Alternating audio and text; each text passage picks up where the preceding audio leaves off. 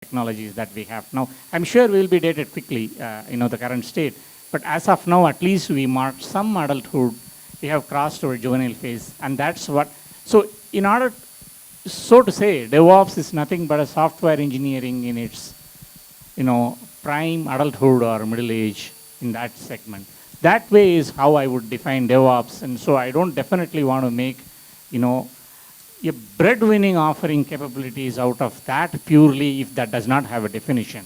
You are not actually paid for being mature. It's your prerequisite of asking for a job. So with that said, I also wanted to quickly throw another dimension of a discussion point. I believe if it is DevOps, it is Dev as well as Ops. And Ops demand that we have applications which are deployed at scale, at the level of an internet scale, at the level of, it's a web-based application, things like that. This also marks a kind of a settled closure towards, not exactly fully and completely, not nailed, but still a lot of closure towards the license selling on the software. Most of them are moving towards as a service offering or something like a hosted service, a web-based stuff doing things. If you remember, one of the biggest resistance Larry Ellison of Oracle had towards cloud was that losing his licensing model. All legacy companies suffer because they are losing their licensing model with the as a service coming in. And as a service coming in increasingly becoming a market compulsion, we need this DevOps for releasing. We have heard earlier that how most of the target applications are online stuff, and they have a compulsion for releasing everything to the web. And if only you have a massive operational hosted engineering, wherewithal, you can talk about DevOps. Otherwise, it's only Dev. So that said, are we seeing a settled closure towards eventually the licensing? The licensing model may remain for some of those infrastructure virtualization pieces like VMware selling a vSphere license. That's secondary. But leaving that aside, are we really seeing a large closure of licensing selling as against as a service because of DevOps? It's rather a question towards you and question towards the panelists. Okay. Let me go. I have an opinion. Oh yeah, very much. So again, as you heard the target story earlier in the day from Prakash in terms of our journey, our DevOps journey, correct? Realistically, not all of what he said applies to everything, correct? And anything that we have developed in house, we've been further along, or we are further along in the DevOps journey. But the moment we have dependence on licensed software, things that we typically use for backend or order management as an example. There we struggle a lot more because then we are dependent on our vendor providers, right? Software providers to be able to operate in an as agile manner as we do, and that does not tend to happen. And then the software itself then has its own restrictions, which doesn't lend itself to being as DevOps friendly as things that we develop in house are, and that poses challenges itself. So there is validity to your question. How quickly that will happen, I don't know. I don't know if, again, going back to my point about all this is about when, the cost of saying, hey, we're going to get rid of all our licensed software or are going to build everything in-house without relying on licensed software is a very costly proposition. And I think that time is probably still a little away, but we continue to chip away at it, right?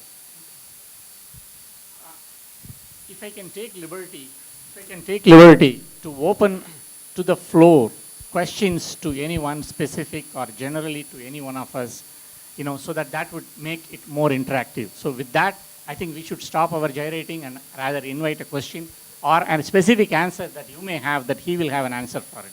He or she will have an answer for it. That would be rather more healthy and warm. Otherwise, it's not even a DevOps in spirit. We are talking here. You can ask a question. Somebody can commit themselves to answer. It's like open source commit. And you can point to any one of us. It's up to you.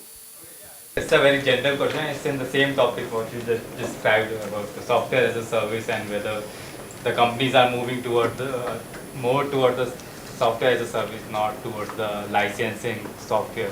So I have a similar question. Like, I mean, it holds goods for the startup and all, but still the large organization rely on the license products, right? I mean, basically, they do not believe that software as a service still can solve their problem, or basically open source community can solve their problem. They still rely on the license-based software. So my question is that how can that be possible that even the large organizations start moving towards software as a service and the open source community instead of relying on the license-based? Someone want to answer it from that, from their experience that it has already happened or it will be happening, there is a rationale behind it. Anybody pick up mic if they want to. I can.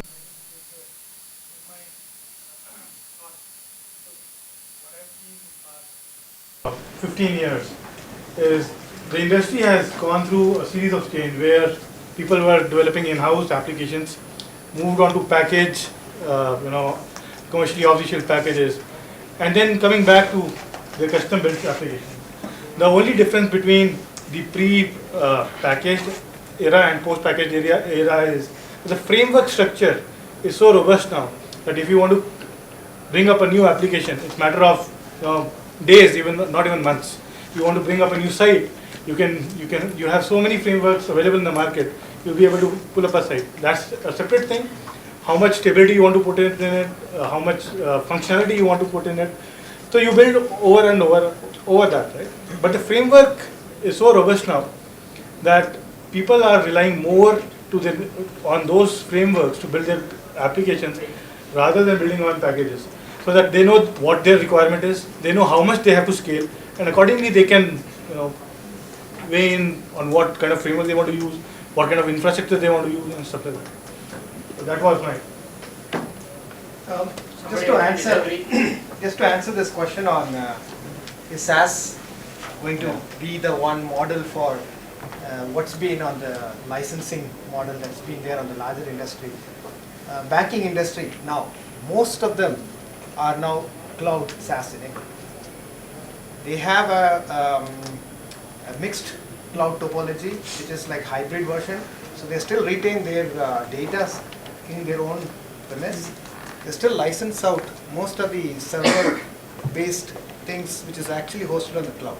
So there is the deployment already happening. So that's the answer I can give on this question. I have one question to the panel. I know that this is a very nimble, adaptive methodology that you are asking the industry to trend towards. It's actually a reciprocity of the other side, right? The days are like now, most of the technologies provide real-time feedback mechanism. Is it because of that DevOps is persisting? Because if you don't get a real-time feedback from, like say you have all this real-time, production deployment with the customer, right? Only at that point you know the feedback coming quickly back to the development, right? That's one reason where DevOps is the trend, right? Is it true? Is it what it is? In large-scale, in large-scale business enterprise, right? The release cycle is 6 months. Even now they follow 6 months time. Can we implement DevOps in that timeline? Yeah. Okay, so the second question, I can answer that very easily. So Target.com was we used to do releases every month, and yet the lead time used to be 6 months, correct? So that's how it used to be. But that is what we've actually changed considerably to say, hey, our lead times have crunched quite a lot. We still do big releases every month, at least for some of our big components, but service provider market. Oh, I'm not even the right person to talk about it, I guess. What do you mean service provider? Can you give an example to operator? I have a development cycle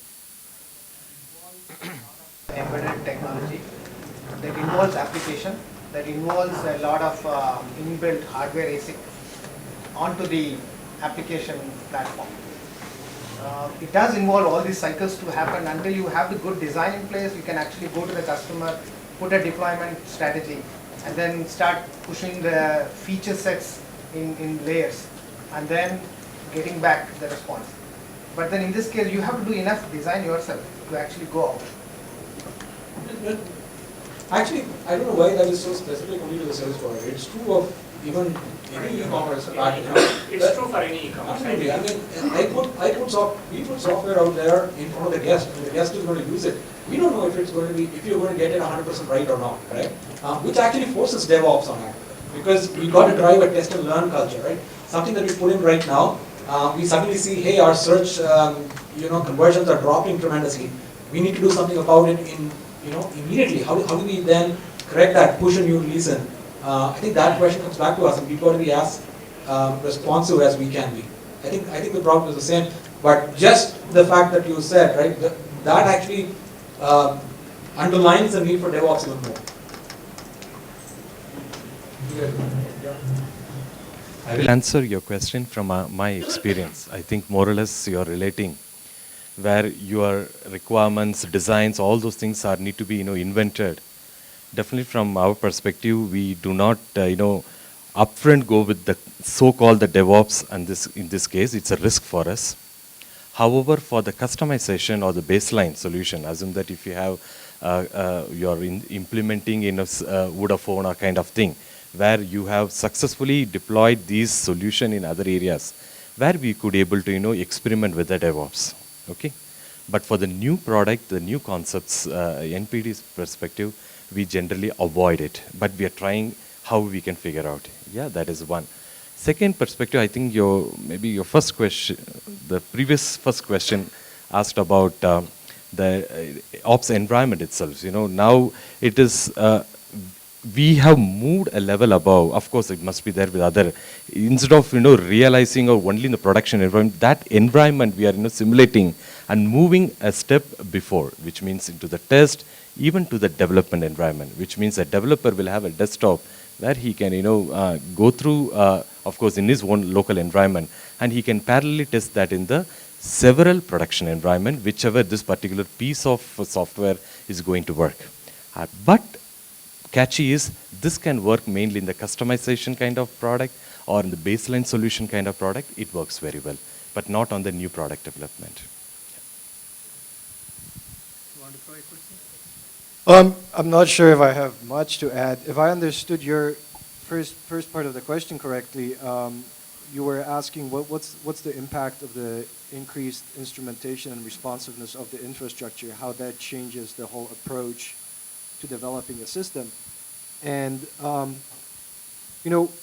the perspective that I like to take on it, and why I like the idea of the full stack ownership, is when you're dealing with a system, you're essentially dealing with the same set of basic problems, just at different levels, or maybe at different magnification. So it's like zooming in and out of a set of problems where the basic relationships between problems are the same. So, if you start looking at individual applications, the way that threads communicate, the way that memory is managed, you go up a level, you look at the individual system level, the way that the processes communicate, that the resources are shared.